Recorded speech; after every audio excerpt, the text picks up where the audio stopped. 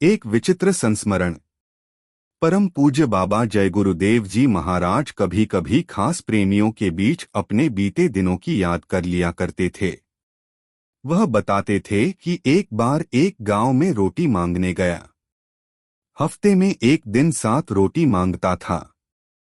रोज एक एक रोटी शाम को कमंडल में भिगोकर सुबह खाता था और पानी पीकर भजन करता था। गांव वालों ने मुझे रोक लिया। कहा, तुम्हें 7 रोटी यहीं से देंगे बाबा, लेकिन मेरी समस्या का समाधान करके जाओ। आप भगवान के प्यारे हो, भगवान के पास हो, आप हल कर सकते हो। पूछने पर लोगों ने बताया कि बाबा जी एक बूढ़ा आदमी महीने भर से चारपाई पर सिर रगड़ रहा। घर वाले बहुत आजिज आ गए हैं।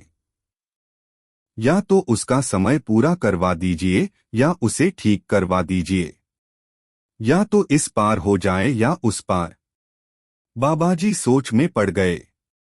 कहाँ आकर फंस गए। गुरु महाराज को याद कर कहा कि अच्छा चलो दिखाओ, बूढ़ा कहाँ है। जब स्वामी जी उसकी चारपाई के निकट पहुंचे तो उसके पेट के ऊपर दाढ़ी ले जाकर बोले कि ओ दादा, तुम्हारी वो पोटली कहाँ है। सुनते ही जैसे बुढ़े को करंट लग गया हो। चारपाई पर बैठा और कहा कि बाबा तुम सच्चे हो, बेईमानी नहीं करोगे, झूठ नहीं बोलोगे, इसलिए तुम्हें बता रहा हूं। भूसे की बुर्जी में पूरब तरफ से एक हाथ अंदर पोटली छिपा रखी है। यही बताकर बेहोश हो गया। घर वालों को लेकर जब बुर्जी के पास गए, तोड़कर खोजा तो सचमुच एक हाथ भीतर पोटली मिल गई। उसे लेकर फिर पेट पर झुककर कहा कि देखो बाबा, यही पोटली है। एक बार फिर उसे स्फूर्ति आ गई।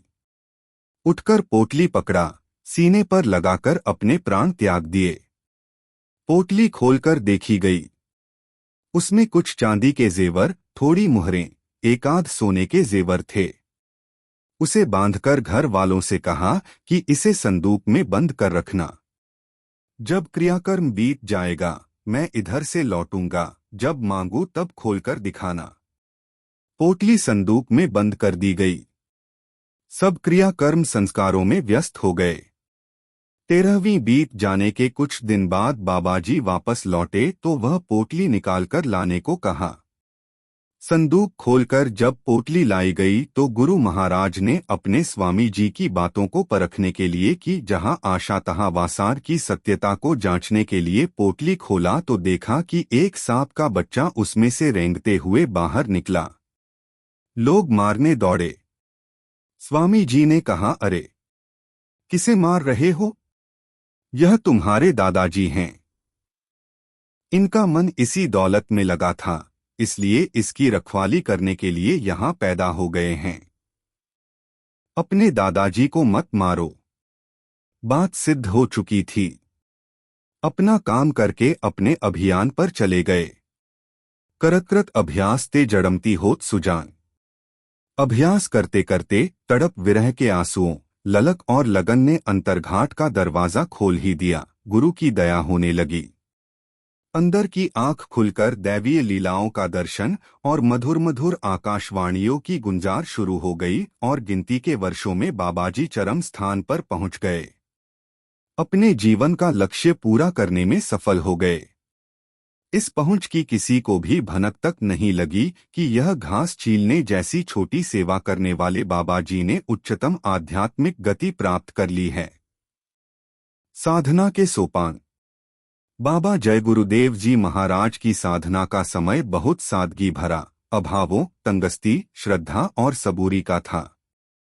इसका अनुमान इसी से लगाया जा सकता है कि एक बार एक ही धोती होने की प्रार्थना जब दादा गुरु जी से की तो कहा कि आधे से फाड़कर 2 बना लो, एक पहनो दूसरी सूखती रहेगी।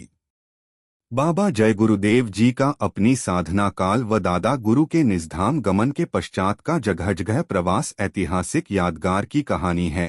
कानपुर के अनाथालय तथा धन्ना सेठ के यहाँ प्रवास, इटावा के पास पंडित जी के यहाँ बाल्यावस्था का समय, उनवल स्टेट गोंडा के राज परिवार में रानी साहिबा के प्रिय पुत्र सदृश जीवन यापन, ओरछा के निकट प्रवास, मथुरा में लक्ष्मण शर्मा के यहाँ प्रवास, इलाहाबाद में सीताराम निषाद के घर पर लंबी अवधि तक प्रवास, नैकामऊ मैनपुरी में मुनीम के रूप में प्रवास, सुतीक्ष्ण आश्रम के पास साधना, चित्रकूट के पास अनेक मंदिरों, घाटियों व गुफाओं में रहकर साधना, गुरु भाई स्व श्री भगवती प्रसाद तिवारी के यहाँ बसौठ, जिला हमीरपुर अब जिला महोबा उप्र में लंबा साधना काल, रीवा स्टेट का प्रवास आदि ऐसे साधना सोपान हैं जो चिरस्मरणीय रहेंगे।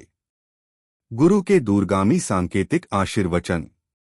एकांत में भीड़ भाड़ से दूर दादा गुरु ने स्वामी जी को खूब अपने सामने पढ़ा दिया, कूट कूट कर आध्यात्मिक दौलत भर दी। स्वामी जी के शब्दों में गुरु महाराज ने मुझे घर गृहस्थी, समाज की छोटी छोटी चीजों को सिखाया, पढ़ाया, अनुभव कराया। मैं किसी काबिल नहीं था, लेकिन गुरु महाराज ने मुझ नाचीज पर अपनी दया कर दी, मेरा सौभाग्य जगा दिया, काम बना दिया।